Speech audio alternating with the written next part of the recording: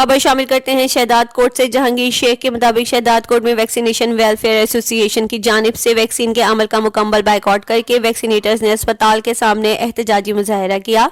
इस मौके पर मुजाहरीन वैक्सीनेटर जुल्फ़िकार बरोही, गुलाम नबी भट्टी, अब्दुल रहीम बरोही, इमरान इमरानी, वसीम भट्टी, नईम लाशारी और दीगर का मुतालबा करते हुए कहना था कि सिंध भर के 336 वैक्सीनेटर्स को बहाल करके सर्विस स्ट्रक्चर और अपग्रेडेशन का दिया जाए। इनका कहना था कि गुज़िश्ता एक माह से एहतजाजन हिफाजती टीकों का अमल मुअत्तल है, लेकिन हुकूमत ने कोई नोटिस नहीं लिया, जिसकी वजह से मासूम बच्चों की जिंदगियां खतरे में हैं। उनका मजीद कहना था कि फौरी तौर पर हमारे जायज मुतालबात मंजूर किए जाएं, बसूरत दीगर एहतजाज जारी रहेगा। वैक्सीनेटन के टाइम स्केल